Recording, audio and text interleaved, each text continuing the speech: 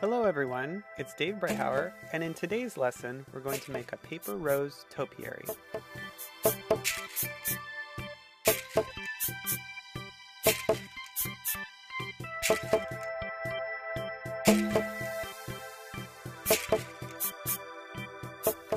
Our first step is to assemble the materials.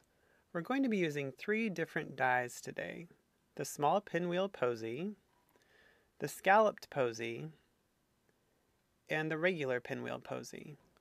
We'll be using these 3 different sizes of flowers to create all the blooms that are going to go on our topiary today. Here's the Pinwheel Posie.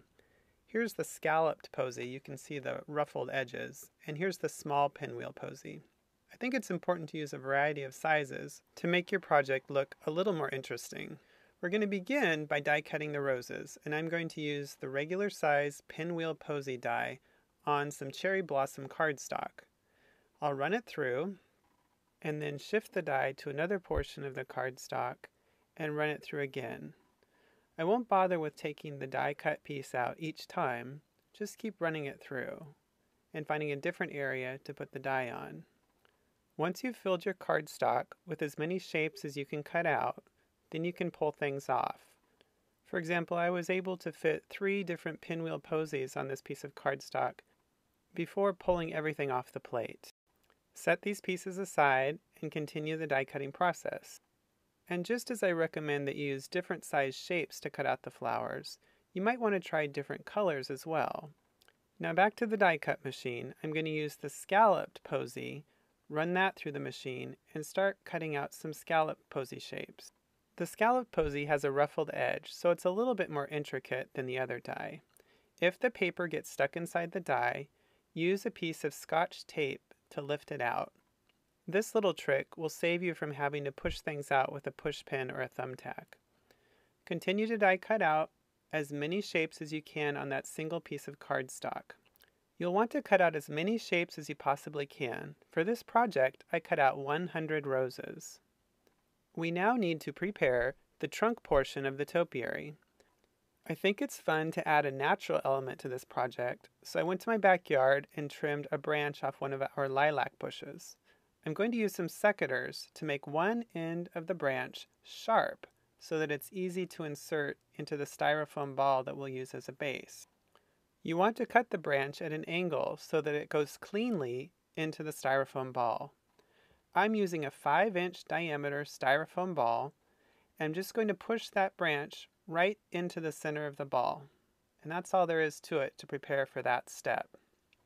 You now have your form and all the roses cut out to make 100 little flowers. We're going to use a quilling tool to twist these shapes into little posies. The quilling tool has a little slit at the tip of it, and you'll put the tiny portion of the posie into it and begin to twist. Take your time. At first it might be a little bit tricky to get that tip in just the right spot, but once you get the hang of it, these little flowers go really quick. I'm going to show you at different angles. You just twist slowly, keeping that coil tight as you go in the center, and using your hand and your thumb to feed things along. As you get further out, the coil becomes a little bit looser and the flower opens up just a little bit, but the center stays tight. Once you've coiled it as far as it can go, you're going to gently pull the tool off and you'll have your little posie.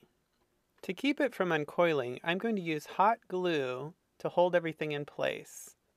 I'll gently bend the posie open and squeeze a small amount of hot glue right at the base, and then push the posie back into it, and that will hold everything together.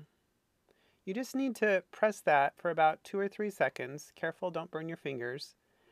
And it's set and ready to be used for the project. If the glue hasn't quite set, use your finger to push down in the middle just to hold everything in place until the glue has dried. You'll continue making the roses one by one, setting them aside for the project. Remember, you have to make 100 roses.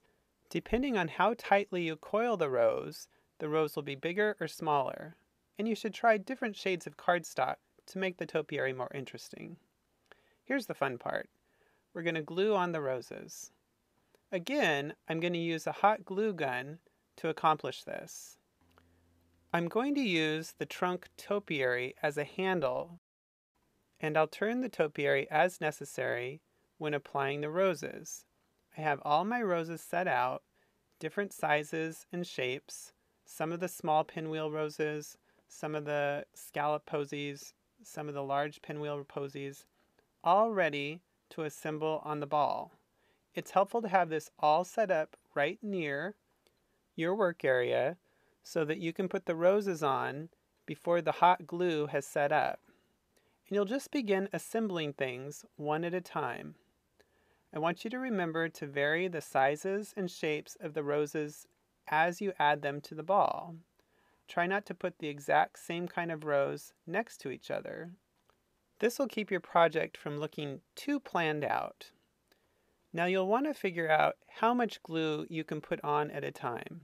For my heat gun, I know I can put 1 or 2 squirts, which is about an inch, maybe 2 inches worth of glue at a time, before it starts to cool off and the paper roses won't stick to it.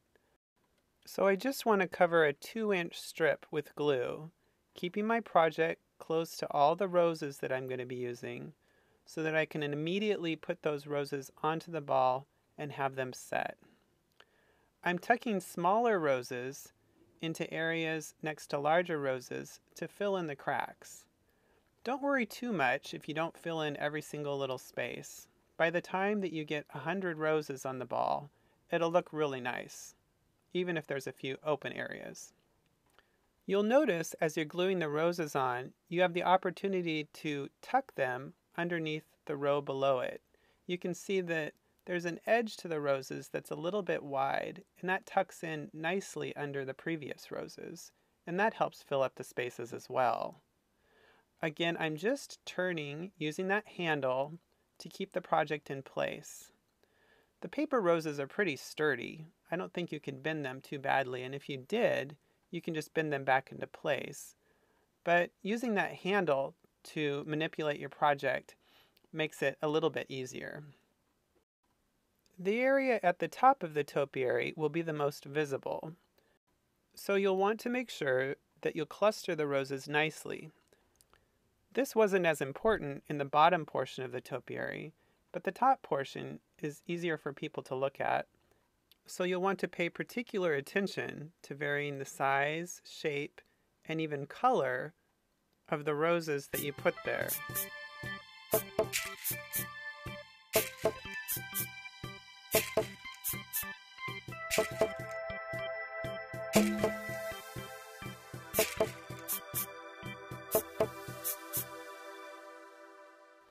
Covering the last few inches of the topiary requires even more planning. Look at the flowers that you have on hand and see how they'll fit into the top portion.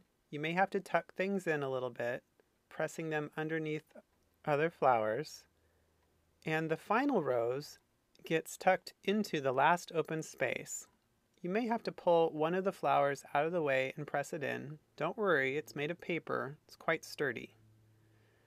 We're now going to prepare the plaster that will hold the trunk in place inside the flower pot. I'm using some plaster of Paris. You'll need a measuring cup, some water, and a stick to stir the plaster.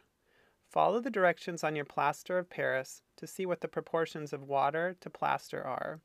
I tend to go a little bit thick because I wanted to set up nicely and really hold the trunk in place while I'm working with the project. I'll put the plaster into a measuring cup, add some water, and then I'll stir it. At first, it'll be very thin. If you haven't worked with plaster before, it's really easy, but you need to watch the consistency carefully. At first, it'll be very thin. Continue to stir, making sure that everything is evenly dissolved. It always surprises me how quickly it goes from thin to thick in just a matter of seconds, so keep your eye on it. Once the plaster has achieved the consistency of cupcake frosting, you can begin scooping it into the pot. I already have the topiary sitting in my flower pot, and I'm just putting the plaster in around it. Don't worry if you get a little bit of plaster on the topiary or the pot. It comes off quite easily. You can clean it up before everything's dry. I'm going to use the stick to tuck the plaster in around the topiary, and you can see it's so thick it holds the topiary almost immediately. Scoop a little bit of extra plaster in around the topiary, using the sides of the pot to help scrape the plaster off. Again, it'll be easy to clean things up, so just focus on adding plaster around the base of the topiary and you can smooth it out later. Don't worry if the plaster looks uneven inside the pot. Use a damp washcloth to clean any plaster off the trunk or the pot before it sets up. The final step is to cover the plaster with some moss. In the Pacific Northwest, I have plenty of moss growing in my backyard. So I carefully picked out some nice bright green pieces of moss, and I used that to hide the plaster.